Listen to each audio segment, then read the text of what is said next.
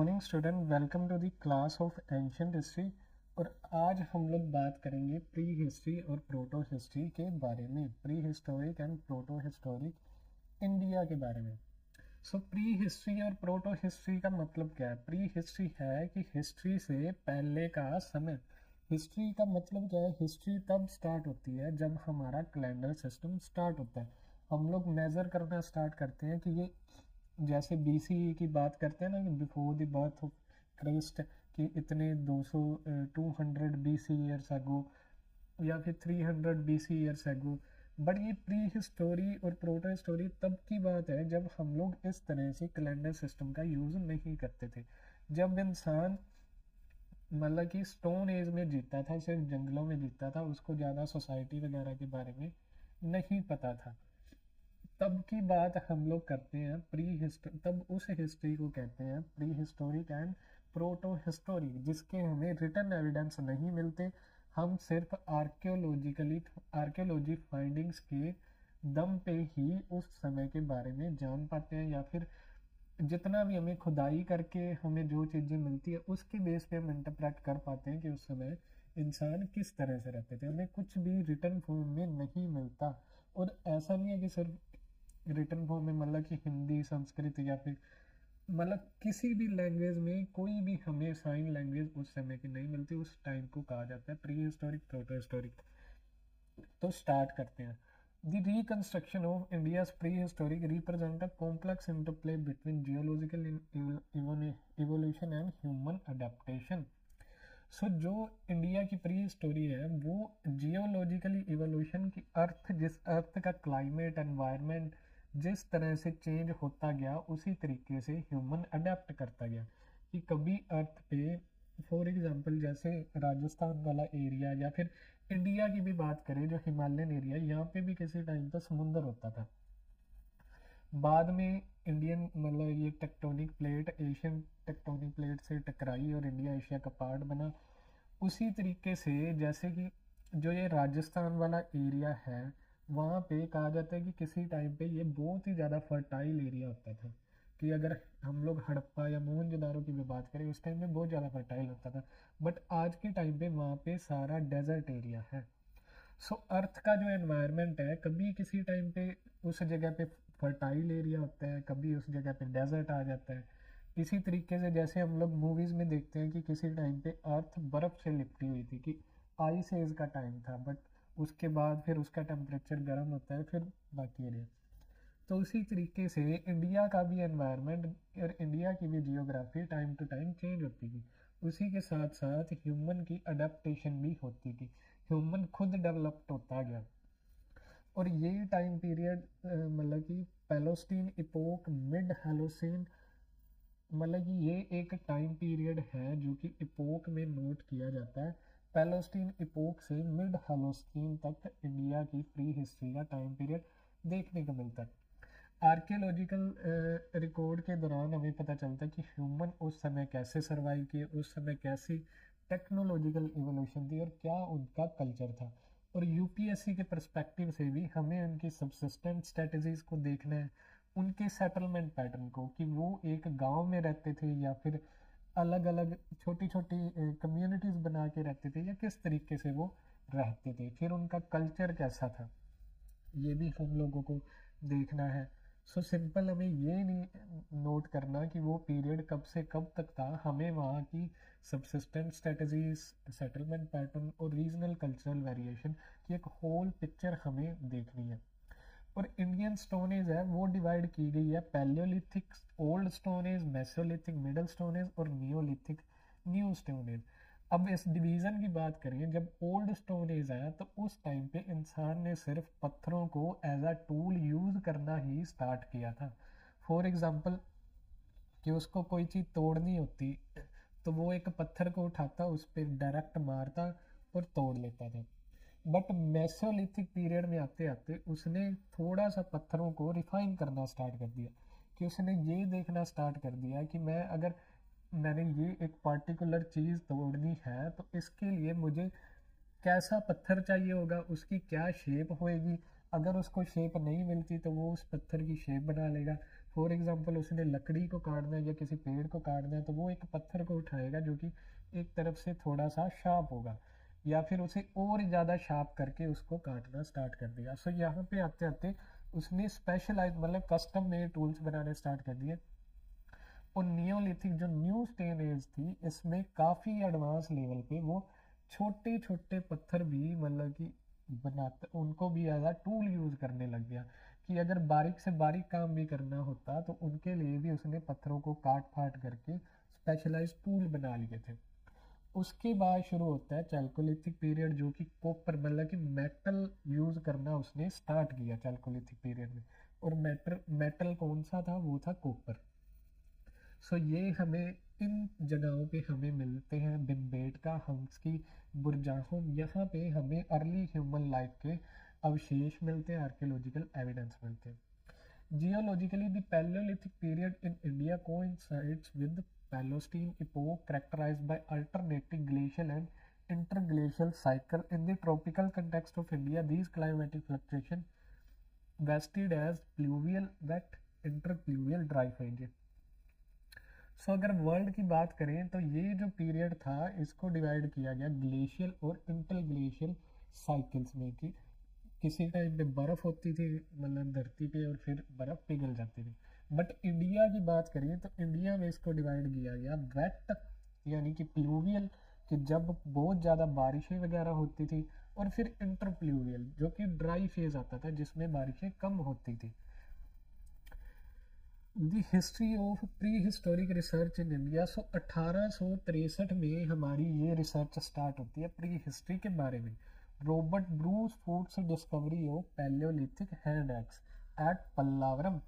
सो जब Robert Bruce food discover करते हैं पैलियोलिथिक हैंड एक्स पल्लावरम में, तब से हमारी ये हिस्ट्री की रिसर्च स्टार्ट होती है। और तब ये थी मतलब कि एक कलेक्शनिस्ट, मतलब कि सिर्फ वो कलेक्ट करते थे और देखते थे कि ये इसलिए यूज़ किया जाता था, ये इसलिए।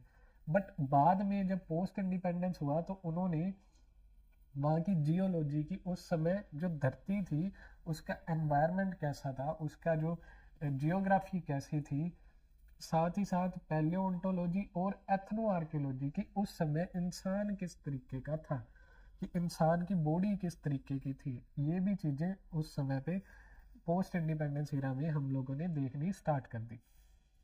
नेक्स्ट हम लोग शुरू करते हैं पैलियोलिथिक एज में। तब इंसान एक हंटर गैदरर था, और ये पैलियोस्टीन इपोक की बात हम लोग कर रहे हैं। इसकी बात करें तो ये 2.5 मिलियन ईयर्स एगो की बात है, 10,000 BCE में। It is divided into lower, middle and upper palaeolithic age, distinguish by the evolution of lithic technology. Lithic का मतलब होता है स्टोन। सो यहाँ पे इंसान ने स्टोन को एज अ टूल यूज करना स्टार्ट कर दिया था। और 2.5 मिलियन ईयर्स एगो की बात है, 10,000 BCE की बात है। और ये जो एज है, ये एज भी डिवाइडेड है लोअर, मिडल और अपर पैलियोलिथिक एरा में। नेक्स्ट हम लोग शुरू करते हैं लोअर पैलियोलिथिक, जो उस टाइम पे ये स्वानियन और अक्विलियन ट्रेडिशन को प्रैक्टिस किया जाता था। The lower palaeolithic represent the earliest human presence archaeologically. This period is defined by two distinct culture, Soanian tradition in the north west and Acheulian tradition in the peninsular India.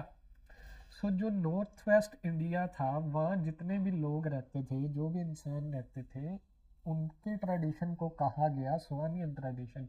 मतलब कि उनके रहन सहन को, उनके खान पीन को, उसको कहा गया स्वानियन ट्रेडिशन। वहीं पेनिनसुलर जो इंडिया था, वहाँ के लोगों के मतलब उनके कल्चर को कहा गया अकिलियन tradition.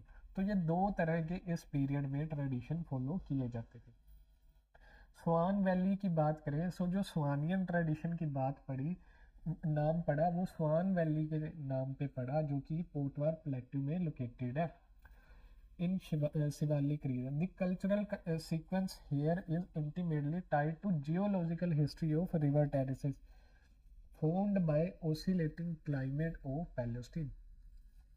Terrace stratigraphy and tool typology. So ये भी जो है स्वान वैली, ये डिवाइडेड है 5 ट्रेसेस में। T1 to T5 which document the climate fluctuation। सो ये टाइम पीरियड पे मतलब कि समय समय पे उस समय क्लाइमेट फ्लक्चुएट होता रहता था, उसको हम लोगों ने 5 टेरेस की बात कर दी। टेरेस का मतलब होता था कि एक टाइप का क्लाइमेट या फिर एक टाइप का एनवायरनमेंट वहाँ पे होता था, और ये T1 to T5 तक डिवाइडेड है। यहाँ इस कल्चर की भी बात करें तो सबसे पहले है प्री स्वान इंडस्ट्री। इसमें जो टूल यूज किए जाते थे, बोल्डर कॉन्ग्लोमेरेट फॉर्मेशन, जो कि सेकंड ग्लेशियल की बात कर रहे हैं, इसको कहा गया प्री स्वान। और यहाँ पे बड़े बड़े जैसे कि heavy duty flakes and crude chopper often indistinguishable from naturally fractured stone yet bearing the unmistakable bulb of precaution indicating human agency। उसके यहाँ पे जो भी स्टोन यूज किए जाते थे वो बड़े बड़े स्टोन्स यूज किए जाते थे। उसके बाद आता है अर्ली स्वान। ये टेरेस T1 के साथ ऐसे एसोसिएटेड है। यहाँ पे सेकंड इंटरग्लेशियल की बात कर रहे हैं। ग्लेशियल का मतलब कि इंडिया की बात करें सो ये T1 T5 की बात करें तो कभी वेट एनवायरनमेंट हो जाता था, कभी ड्राई एनवायरनमेंट हो जाता था, फिर वेट हो जाता था, फिर ड्राई हो जाता था। सो उस तरीके से ये T1 टेरेस के टाइम पे था। और ये पेबल टूल्स, चॉपर्स और चॉपिंग टूल्स इस समय पे हमें मिलते हैं। उसके बाद आ जाता है लेट स्वान।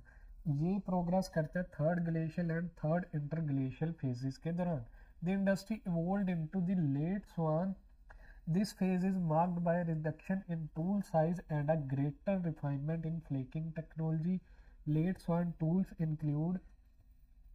सो सिंपल सी बात हम लोग देखें, जैसे ही हम लोग आगे बढ़ते जाएंगे इस टाइम लाइन पे, उसी के साथ साथ जो टूल्स हैं कि जो ये स्टोन्स यूज कर रहे हैं, इनका साइज भी डिक्रीज होता जाएगा, और इनके मतलब यूज का या फिर इनके मतलब कि जो शेप है, मतलब कि इनकी टेक्नोलॉजी में एडवांसमेंट आती जाएगी, एडवांसमेंट बढ़ती जाएगी।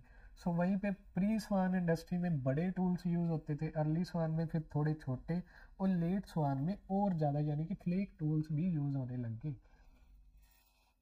नेक्स्ट हम लोग बात करें अक्विलियन इंडस्ट्रियल कॉम्प्लेक्स की। ये कहाँ पे हमें देखने को मिलता है? ये हंगसी और बैकल वैली में हमें देखने को मिलता है।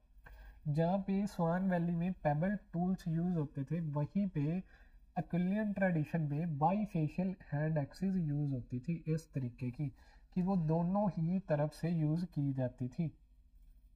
हंसी बैगल बैगबल बैकबल वैली कहाँ पे लोकेटेड है? Gulbarga district in Karnataka. और most significant lower palaeolithic complex in southern India, offering a unique window into cognitive and technological capabilities of early humanoid। उसके बाद हम लोग बात करें जो इस पीरियड की सबसे ज़्यादा इम्पोर्टेंट साइट है, वो है इसमपुर फैक्ट्री साइट। ये कहाँ पे लोकेटेड है? ये हंसी वैली में लोकेटेड है, और फैक्ट्री साइट है। यहाँ पे हम लोगों को काफ़ी सारे टूल्स मिले हैं, स्टोन्स मिले हैं। इसमपुर provides the evidence of the entire chain of operation of tool manufacture। So raw material जो यहाँ पे यूज होता था वो होता था लाइमस्टोन, बाकी जगहों पे यूज होता था क्वार्ट्जाइट और बसाल्ट। हमने अभी नॉर्थ इंडिया की बात की, वहाँ पे क्वार्ट्जाइट यूज होता था, यहाँ पे लाइमस्टोन यूज होता था क्योंकि लाइमस्टोन लोकली अवेलेबल था। टेक्नोलॉजिकल सोफिस्टिकेशन की बात करें, this site has yielded over 15,000 lithic artefact including hammerstones, cores and debitage. This site is dated between 1.2 million to 2 lakh years ago, placing it firmly in the early Aquilian phase. Next is cleaver technology. Analysis of tool revealed that the form of the cleaver was often conditioned by the natural joint planes of the limestone slab. This indicates that early humans possessed a sophisticated understanding of रोक mechanics, कि उनको रोक mechanics के बारे में भी यहाँ पर पता चल गया था, क्योंकि हमें नेचुरल जॉइंट ट्रेन्स हमें इन टूल्स में देखने को मिलते हैं। नेक्स्ट जो है वो है सेटलमेंट पैटर्न। द हंसी complex is includes a hierarchy of site from large habitation come factory sites like Isambur to smaller transit site located near springs. This distribution suggests that water availability was the primary determination of settlement pattern in semi-arid ecosystem of the Deccan Plateau. The hominids likely followed a seasonal mobility pattern tethered to perennial water sources during dry period and dispersing during the wet season.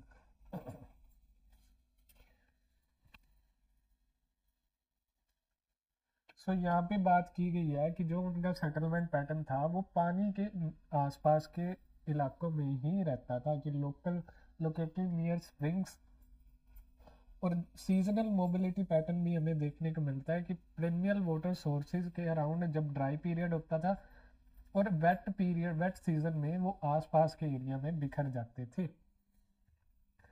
Other की लो Palaeolithic sites की बात करें, डिडवाना ये कहाँ पे है, राजस्थान में। So most important अगर हम प्रीलिम्स की बात करें तो हमें ये पता होना चाहिए कि कौन सी साइट कहाँ पे लोकेटेड है। सिंपली आपको match the flowing type question भी आ सकता है, इतना सिंपल क्वेश्चन भी आ सकता है कि एक साइड पे हमें साइट्स दी होंगी, दूसरी साइड पे हमें लोकेट करना होगा।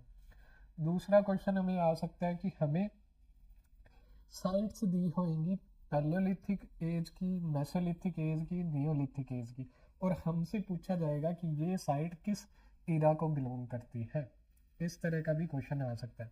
सो डिडवाना साइट राजस्थान में लोकेटेड है in Nagaur district. It provide a continuous sequence of occupation from lower to middle palaeolithic, presence of hand axe and cleavers in the sandy dunes of Thar Desert.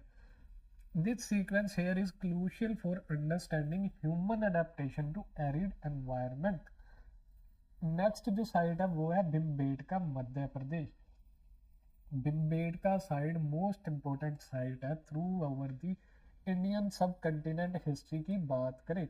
सो यहाँ पे इंसान जो था काफ़ी समय तक रहता है, स्टोन एज से लेके even the Mauryan Gupta empire तक भी यहाँ लोग रहते थे।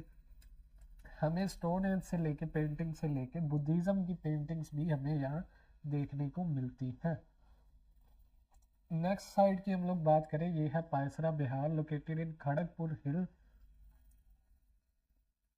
Exhibition revealed alignment of post holes suggesting construction of temporary huts or windbreak. This is one of the very few lower Paleolithic sites in India to offer structural evidence of housing. Next हम लोग बात करें Narmada valley, वहाँ पे site है Hathnora. The discovery of the Narmada man skull cap. So Hathnora में एक school मिला था, वहाँ से एक ह्यूमन की ऐसी स्पीसीज, मतलब कि उस स्कल से लोगों, मतलब कि साइंटिस्ट को पता चली कि उसका नाम ही रख दिया होमो इरेक्टस नर्मदेंसिस। सो ये एक तरह का ह्यूमन, मतलब उस टाइप पे अलग ह्यूमन ये था जिसका हमें स्कल मिला हथनोरा में। और अरुण सोनाकिया को ये स्कल मिला था 1982 में। जब उसको एनालाइज किया गया उस कल से तो पता चला कि ये एक अलग ही प्रजाति थी होमो इरेक्टस की, और उसका नाम रख दिया Homo erectus narmadensis. It is viewed as an archaic Homo sapien and Homo heidelbergensis. Associated fauna including Bos namadicus यानी कि wild cattle and Hexaprotodon hippopotamus confirms a middle palaeolithic date. Next हम लोग बात करते हैं मिडिल पैलियोलिथिक एरा की। यहाँ पे फ्लेक टूल का एक रेवोल्यूशन ही आ जाता है कि इंसान और ज़्यादा यूज करने लग जाता है स्टोन टूल्स को। Distinct change in lithic technology, the heavy hand axe and cleavers of the Achillean tradition were gradually replaced by smaller, lighter tools made on flakes. सो जो बड़े बड़े हैंड एक्स और क्लीवर्स थे वो स्मॉलर टूल्स में convert हो जाते हैं। तो इससे एक अलग मतलब इरा शुरू होता है जिसको कहा जाता है मिडल पैलियोलिथिक फेज। तो जैसे हमने इसमपुर फैक्ट्री की बात की, उसी तरह इस पीरियड में थी Nevasan industry. Period is Nevasa on the Pravara river in Maharashtra executed by H D. Sankalia. The industry here often termed the Nevasan is characterized by scraper, borer and points made of high quality siliceous material like chert, jasper, chalcedony rather than quartz quartzite of lower Paleolithic. So यहाँ पे chert, jasper और चैल्सिडोनी की भी use होने लग गया था as a raw material. Lower palaeolithic में क्या यूज होता था, क्वार्ट्जाइट ज्यादा यूज होता था, या फिर इसमपुर फैक्ट्री की बात करें वहां पे लाइमस्टोन यूज होता था। सो यहाँ पे रॉ मटेरियल भी चेंज हो जाता है। सो टेक्नोलॉजिकल इनोवेशन की बात करें, सो ये एक लवलोइस टेक्निक यूज की जाती थी स्टोन को एक शेप देने की तरह। सो इससे क्या होता था कि धीरे धीरे मतलब कि उसको चोट मारी जाती थी एक पत्थर को, और टोटोइज की शेल की तरह उसको शेप दी जाती थी। Shape to strike off a flake of predetermined size and shape. This prepared core technology indicate a significant leap in cognitive planning and foresight among early humans. The standardization of tool forms suggests a complex mental template for tool production. Regional distribution की बात करें, सो जो Mesolithic middle palaeolithic sites हैं वो हमें पाई जाती है Luni valley in Rajasthan, Narmada valley, Tungabhadra river valley and Potwar plateau between Indus and Jhelum. Next हम लोग बात करें the upper palaeolithic emergence of modern behaviour. So अब फेज फिर चेंज हो गया, तो बेसिकली यहाँ पे और ज़्यादा एडवांसमेंट आ गई टूल्स में। It is characterised by emergence of anatomically modern humans, यानी कि होमो सेपियंस यहाँ पे हमें देखने को मिलते हैं। Significant technological and cultural innovation. Blade and burin industry. The lithic technology of this period is based on production of parallel-sided blades and burin. Chisel-like tools used for engraving. These tools were mass-produced from carefully prepared prismatic cores, representing a highly efficient use of raw material. Next हम लोग बात करें the Kurnool caves. सो यहाँ पे हमें काफ़ी ज़्यादा इनके एविडेंस मिलते हैं। The caves at Muchchatla Chintamanu Gavi near Kurnool in Andhra Pradesh are exceptional for yielding the earliest evidence of substantial bone tool industry in India. These include scraper, perforator and chisels made from animal bone, a technology previously unseen in Indian record. सो यहाँ पे bone tools भी हमें देखने को मिलते हैं। सो bone tools अगर हमें देखने को मिलेंगे तो यहाँ पे लोग जो इंसान थे वो हंटिंग भी करनी स्टार्ट कर देते हैं। और यहाँ पे हमें एविडेंस ऑफ फायर भी देखने को मिलता है, क्योंकि यहाँ पे हमें राख के डिपॉजिट भी देखने को मिलते हैं। यहाँ से पता चलता है कि अब इंसान ने आग पे मतलब कि काबू पा लिया था। फिर फोनल रिमेन्स की बात करें तो एंटीलोप, मंकी, ब्रोड ये सजेस्ट करती है कि ह्यूमन काफ़ी ज़्यादा तरीके की डाइट लेते थे, कि अलग अलग चीज़ें वो खाते थे। नेक्स्ट हम लोग बात करें अर्ली आर्ट एंड सिंबोलिज्म की। सो जो अपर पैलेलिथिक है इसमें हमें ऑस्ट्रिच एगशेल मिलते हैं। और ये देखो कि ऑस्ट्रिच जो थे वो इंडिया में उस टाइम पे पाए जाते थे। और ये साइट्स हमें कहाँ मिलती है, महाराष्ट्र, मध्य प्रदेश, जहाँ पे कि ऑस्ट्रिच के एगशेल्स मिलते हैं, उस पे जियोमेट्रिक डिजाइन बने हुए मिलते हैं। रेडियो कार्बन डेट से हमें पता चला कि ये 20,000 बीपी के टाइम के हैं। और ये मतलब अब ओस्ट्रिच के एगशेल मिले हैं तो ये भी पता चला होगा कि ओस्ट्रिच के उस टाइम पे इंडिया में प्रेजेंस थी ड्यूरिंग द पैलियोस्टीन पीरियड। अब नेक्स्ट भिमबेटका देखो यहाँ भी भिमबेटका का नाम आ गया। The earliest layer of painting such Bhimbetka are attributed to upper palaeolithic. These paintings are typically executed in green and dark red. The green paintings often depict dancers in dynamic S-shaped posture, while red is often used for hunters. Animals like bison, elephant, tiger and rhinos often filled with geometric patterns. So जो green paintings होती थी वो dancers को दर्शाती थी और वो ऐसे शेप पोस्चर में होती थी। रेड जो होती थी वो हंटर्स को दर्शाती थी। अब हम लोग आ गए हैं मेसोलिथिक एज में। The Mesolithic period 10,000 to 6,000 BC represent a transitional phase between Paleolithic hunting gathering and the Neolithic food producing stages। सो ये जो पीरियड था ये आप लोग इस तरह से डिटरमाइन कर लो कि 19th सेंचुरी थी तो 20th सेंचुरी थी ये, जो कि जिस टाइम पे कि जो वेस्टर्न जो मतलब कि वेस्टर्न वर्ल्ड था जो कि यूरोप या अमेरिका वगैरह उसमें तो टेक्नोलॉजी आ चुकी थी। और 20th सेंचुरी में जो थर्ड वर्ल्ड कंट्रीज थी जैसे कि इंडिया हो गया या फिर चाइना, जापान, इन वालों में अभी तक टेक्नोलॉजी आ रही थी। सो वो जो 20th सेंचुरी थी ना वो एक ट्रांजिशन फेज था कि एक एग्रीकल्चरल कम्युनिटी से बाकी पूरा वर्ल्ड जो था वो इंडस्ट्रियलाइजेशन की तरफ जा रहा था। सो ये मेसोलिथिक एज भी उसी तरीके की थी कि कहीं पे तो इंसान ने फूड उगाना शुरू कर दिया था पर कहीं पे अभी भी वो पत्थरों का ही यूज कर रहा था। और इसके बाद जो एज आती है वो नियोलिथिक, जहाँ पे इंसान को अच्छे तरीके से खेती करना आ जाता है। माइक्रोलिथिक टेक्नोलॉजी, और यहाँ पे जो ही पहले हमने बात की कि जैसे जैसे टाइम गुजरता जाएगा टेक्नोलॉजी एडवांस होती जाएगी।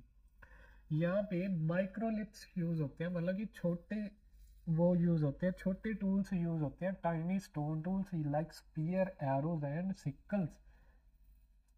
टाइपोलॉजी की बात करें तो ये दो माइक्रोलिथ जो थे ये दो डिविजन्स में डिवाइडेड थे। First geometric form, geometric form की बात करें ट्रेपेजॉइड, ट्रायंगल एंड लूनेट्स यानी कि क्रेसेंट फॉर्म में ये हमें देखने को मिलते हैं।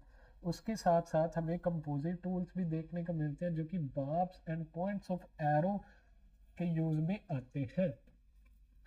फिर रॉ मटेरियल की बात करें तो यहाँ पे क्वार्ट्जाइट की जगह crypto crystalline silica stones use होते हैं जैसे कि कैल्सोडेनिक, अगेट, चार्ट एंड जैस्पर।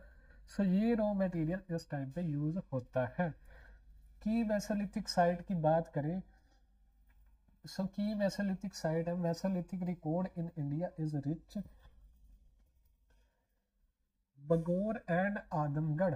सो ये जो साइट्स हैं ये मेसोलिथिक एरा की इम्पोर्टेंट साइट है। बगौर जो है वो कहाँ पे है, बगौर है राजस्थान में, और आदमगढ़ कहाँ पे है, ये है मध्य प्रदेश में। सो ये चीज़ आपको याद रखनी है, लोकेशन कहाँ पे लोकेटेड है। सेकंड चीज़ आपको याद रखनी है कि ये साइट किस टाइम पीरियड को बिलोंग करती है। सो बगौर एंड आदमगढ़ ये मेसोलिथिक एरा को बिलोंग करते हैं। Located on the river Kothari, Bagor is the largest mesolithic habitation. So यहाँ पे earliest evidence of animal domestication भी हमें मिलता है, शीप एंड गोट के ट्रेसेस भी हमें देखने को मिलते हैं। सो यहाँ पे मिक्स्ड इकोनॉमी होती है हंटिंग एंड हर्डिंग की, उसी के साथ साथ डोमेस्टिकेशन भी हमें देखने को मिलता है। आदमगढ़ की बात करें, located in Narmada valley, Adamgarh also provides early evidence of domesticated cattle, sheep, goat alongside wild animal bones, monitor lizards, hammer, spotted deer. This suggests a mixed economy where herding supplementing hunting. Next हम लोग बात करें Ganga valley sites की, the settlement and burial.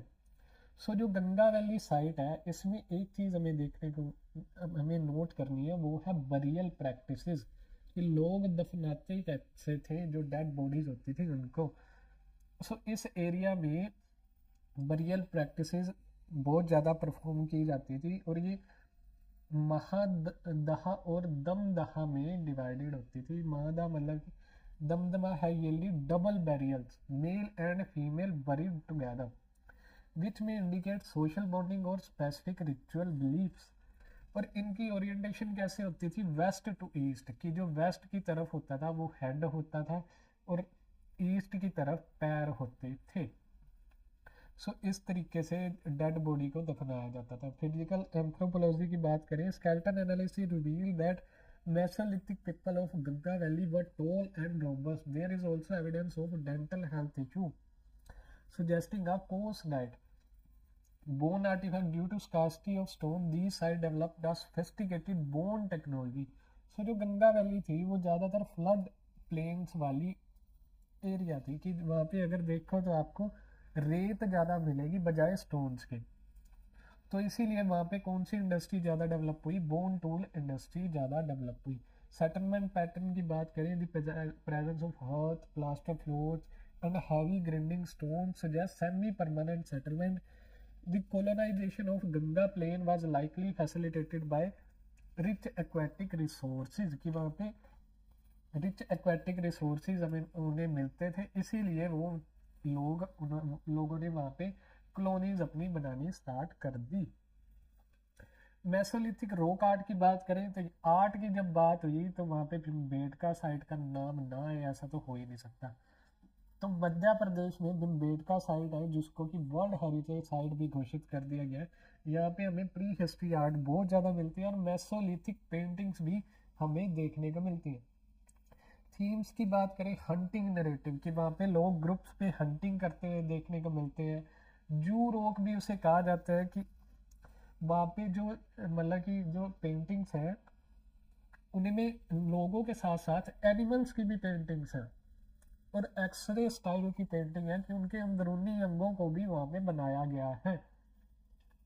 Colours जो use किया गया, red, haematite, गेरू और वाइट जो कि लाइमस्टोन से यूज किया गया। ग्रीन इस पीरियड में कम देखने को मिलता है। और फिर इसके साथ साथ सोशल लाइफ के भी सीन्स हमें देखने को मिलते हैं, जैसे हनी कलेक्शन के सीन, फूड प्रिपरेशन के सीन और वुमेन कैरिंग, वुमेन बोझ उठा रही है उसके भी सीन्स हमें देखने को मिलते हैं। नेक्स्ट हम लोग आगे हैं नियोलिथिक रिवॉल्यूशन में। यहाँ पे लोगों ने खेती करना सीख लिया था इस पीरियड में और ये 7000 टू 1000 BCE को मार्क करता है। अब लोग फूड गैदरिंग से फूड प्रोड्यूसर बन गए थे। सो नियोलिथिक, इसकी जो इम्पोर्टेंट साइट है वो कश्मीर वैली में हमें मिलती है, बुरजाहम एंड गुफ करार। बुरजाहम का नेम पड़ा प्लेस ऑफ बिर्च। बिर्च जो ट्रीज होते हैं वहाँ पे इस प्लेस पे हमें मिलते हैं, उन्हीं बिर्च ट्री से इसका नाम पड़ गया बुरजाहम। गुफ कराल का नाम पड़ा केव ऑफ दी पोटर से। गुफ कराल का मतलब होता है केव ऑफ दी पोटर। सो बुरजाहम में पिट ड्वेलिंग मिलती है, कि लोग गड्ढा खोद के उसमें रहते थे। These were circular oval pit dugs into compact gravel soil, कि जब वहाँ पे सर्दी ज़्यादा होती थी तो लोग गड्ढे खोद के उसके अंदर रहते थे वहाँ पे। डॉग बरियल की प्रैक्टिस भी हमें बुरजाहम में देखने को मिलती है, कि लोगों के साथ साथ डेड बॉडी के साथ साथ डॉग्स को भी बरी किया जाता था। और ये this custom is not found in other Indian culture but has parallel in Neolithic China, suggesting possible trans-Himalayan connection. Material जो यूज करते थे वो यूज करते थे पॉलिश्ड स्टोन टूल्स और एक बोन टूल इंडस्ट्री वहाँ पे हमें देखने को मिलती है, जैसे कि हार्पून्स, नीडल्स, एरोहेड, ये बोन्स से यूज करके बनाए जाते थे। Rectangular stone harvester with holes found here is another tool type common in Chinese Neolithic. So गुफ कराल की बात करें, academic Neolithic, the earliest level is academic, meaning people practicing agriculture. wheat, barley और lentils उगाते थे। domestication भी देखने को मिलता है। Without the use of pottery, the phase confirmed that agriculture preceded pottery. So pottery बाद में आई, एग्रीकल्चर पहले आता है। उसके बाद आता है ceramic neolithic. Following the aceramic phase handmade grey pottery. So जब पोट्री हमें देखने को मिलती है उस पीरियड को कहा जाता है क्रेमिक नियोलिथिक। सेकंड जो उसके बाद जो प्लेसेस हैं वो बेलन एंड गंगा वैली है। The sites of Koldeva and Lora Deva in Uttar Pradesh has revolutionized the understanding of agricultural origin in India, particularly regarding rice.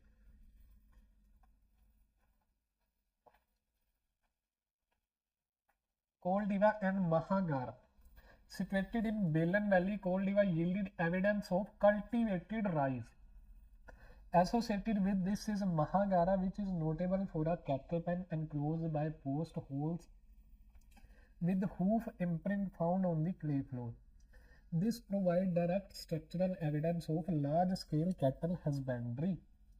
Next है the Lora Deva breakthrough. Recent excavation at Lora Deva is Sant Kabir Nagar district have pushed the dates of rice agricultural significant back. Radiocarbon dates from carbonized rice grain here suggest cultivation as early as 7000 to 6000 BCE. The finding challenges the earliest diffusionist theory that agriculture spread solely from West Asia, Mehergarh.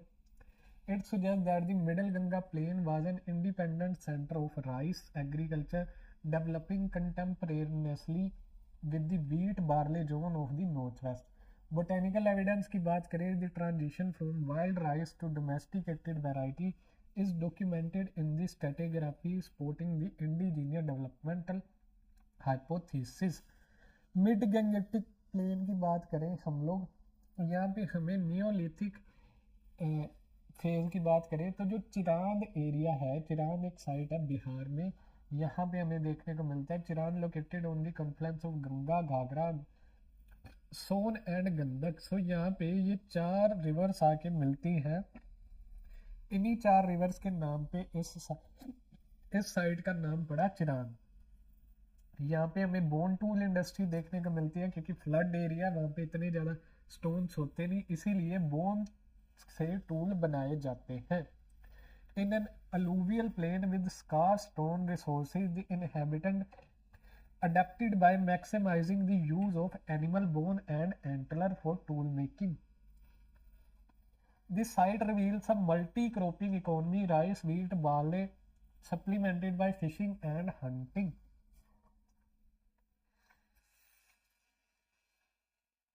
Now southern Neolithic की बात करें, यहाँ पे एक controversy चलती है, एश mount controversy. सो southern Neolithic culture Karnataka और आंध्र प्रदेश की इन साइट्स पे उंटूर, कुब्बल, कोडेकल, बुदियल, पिलकल ये मेजर साइट्स थी. और यहाँ पे एश माउंट की प्रॉब्लम एक देखने को मिलती है कि वहाँ पे बड़े बड़े राख के ढेर हमें देखने को मिलते थे. और कई लोग कहते थे कि ये कैटल पेन थ्योरी है, मतलब रेमंड एल्किन के द्वारा. इससे ये कहा जाता था कि जो गांव का गोबर होता था उसको एक जगह पे इकट्ठा किया जाता था और फिर कुछ समय बाद उसको आग लगा दी जाती थी और वहीं से ये ऐश माउंट बनते थे. और कुछ लोग कहते थे कि ये जो थे ये रिचुअलिस्टिक साइकिल की, मतलब कि किसी रिलीजन या फिर रिचुअल से बिलोंग करते थे कि लोग इकट्ठा करके उसको आग लगा देते थे और ये ऐश माउंट क्रिएट करते थे. सेटलमेंट की बात करें, examination by K Paddayya at Budihal confirm that these mounds were not isolated phenomena but integral parts of pastoral settlement. The site revealed butchery area, dwelling structure and animal bond. Geography की बात करें, located on the granite hills of the Deccan Plateau near water sources like Tungabhadra River, this terrain offered natural protection and grazing grounds. अब जो period आ गया वो आ गया chalcolithic culture, regionality and the first metal as.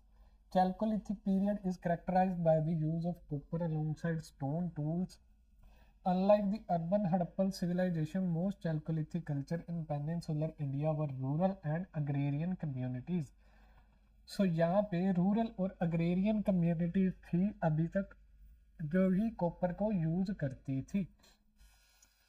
अहर and बानस culture, सो ये राजस्थान में हमें पाया जाता है और centered in Banas basin of southeast Rajasthan. The Ahar culture is unique for its metallurgical focus, Tambavati and metallurgy. The ancient name of Ahar is Tambavati, reflecting its proximity to the Khetri mines.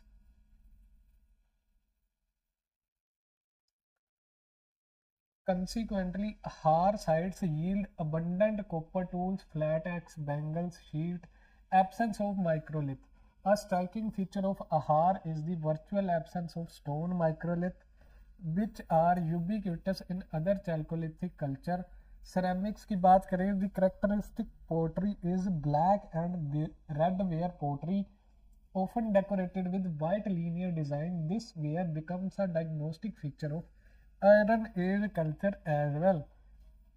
Architecture की बात करें, sites like Gilon and Balathal reveals large structure made of mud brick stone including fortified enclosures suggesting a degree of social complexity and hierarchy not seen in smaller settlements.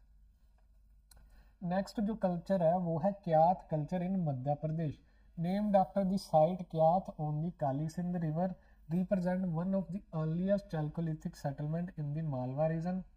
The diagnostic ceramic is chocolate slipped ware, which is a sturdy wheel made and painted with purplish to black design. It is often associated with red painted buffware and combined ware. Harappan connection की बात करें, the sturdiness and technology of Kayatha pottery along with the discovery of statite microbead and semi-precious stone necklace suggest a culture or trade affinity with Harappan civilization. The Ganeshwar Jodhpur culture to the north likely acted as a supplier of copper to both the Harappan and the Kyath people.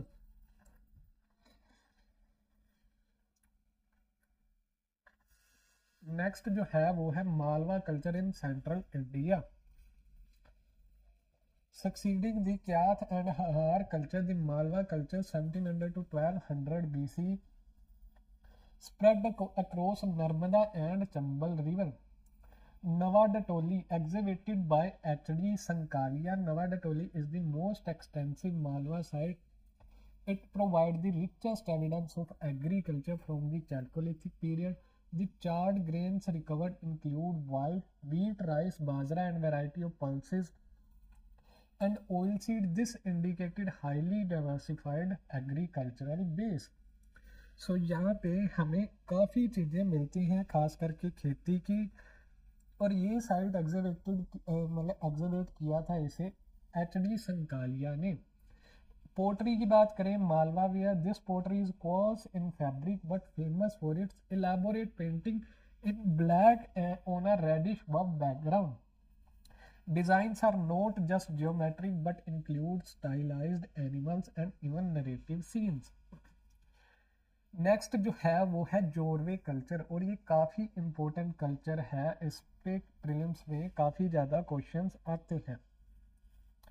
Jorwe culture 1400 to 700 BC represent the peak of Deccan Chalcolithic. It is concentrated in the Pravara, Godavari and Beam Valley.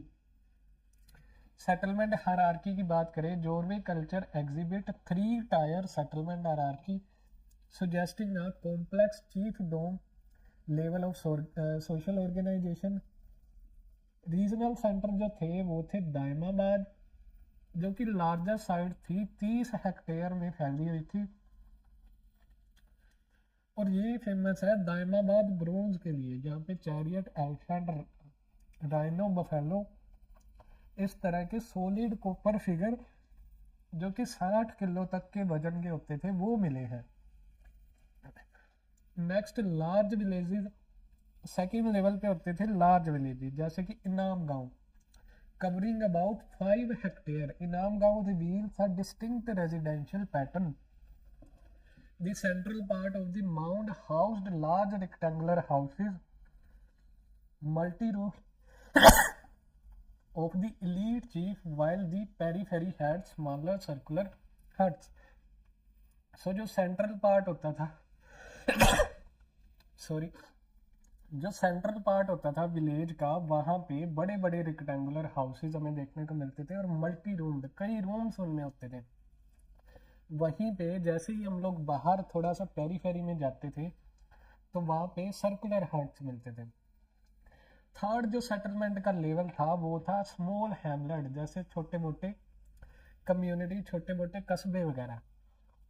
Sites like Walki represent small agricultural और pastoral Hamlet.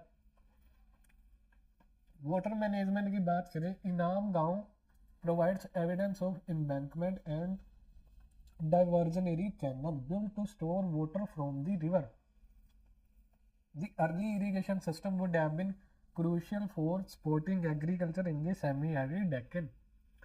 Religious belief की बात करें, a jar burial at Inamgaon contained a clay box with headless female figurine and a bull. The figurine had an opening in her navel into which a stick could be inserted to seat her on the bull.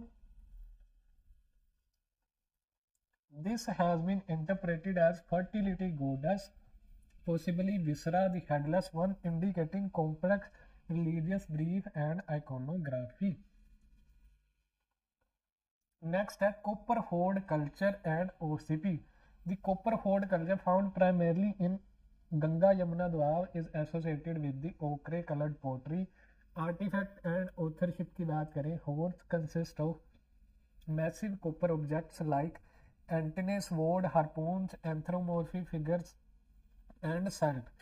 Anthropomorphic figures की बात करें, these enigmatic copper objects resembling human shapes with incurved arms are interpreted by some as ritual objects or thunderbolt symbols. Context की बात करें, the discovery of OCP shards at sites with copper hoards confirmed that these hoards belong to settled OCP using agriculturalists like contemporary with the late Hadappans. Protohistoric burial, thauntology and social structure. Burial customs are frequent topics in competitive exam as they reflect social stratification, regional identity and belief system.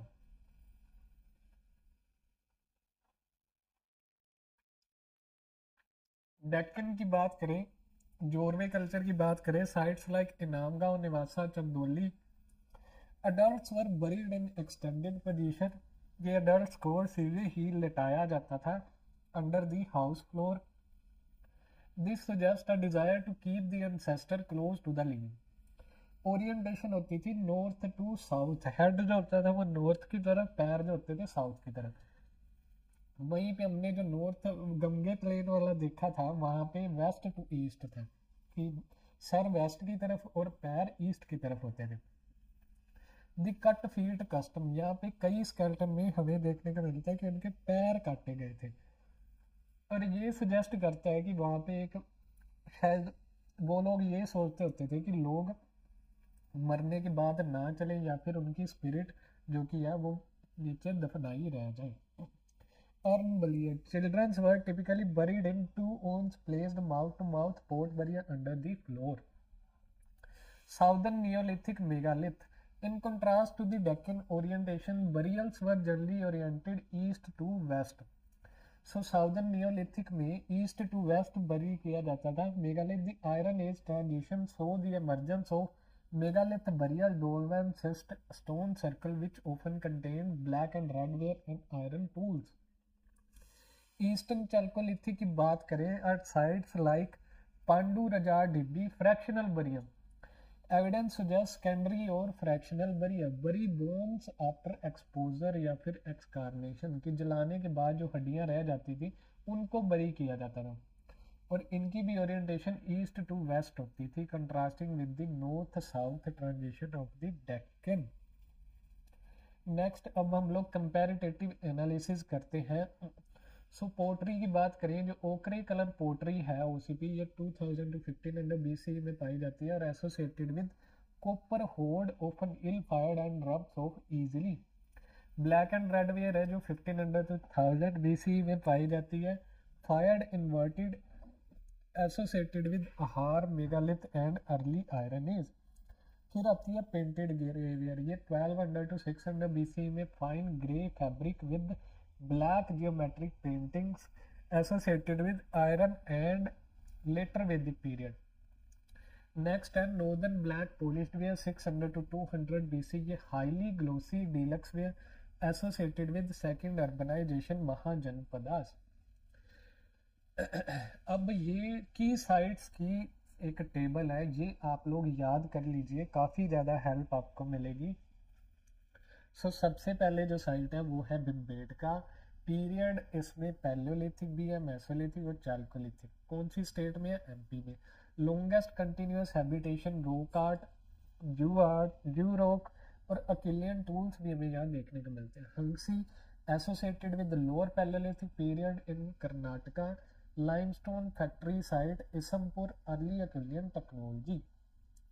Then Burzahom, ये neolithic period से belong करती है, कश्मीर में।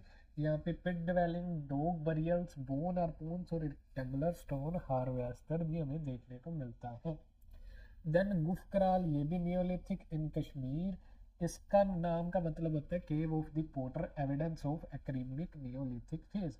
Then Chirand, ये बिहार में हमें देखने को मिलता है और नियोलिथिक साइट है। यहाँ पे बोन टूल्स मिलते हैं क्योंकि फ्लड एरिया में ये सिचुएशन, ये साइट लोकेटेड है।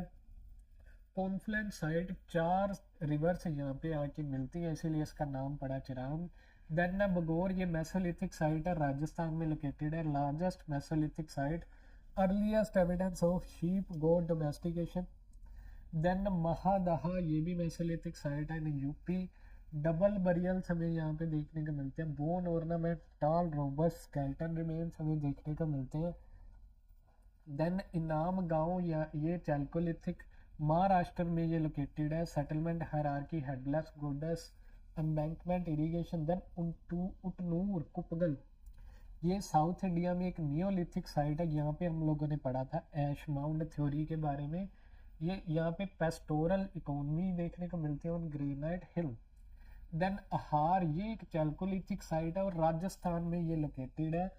तंबवती, यानी कि तंब का मतलब तांबा। यहाँ पे black and red ware pottery मिलती है, absence of microlith and copper metallurgy. So that's it for today's class. I hope you enjoyed it. Thank you. Take care. Goodbye.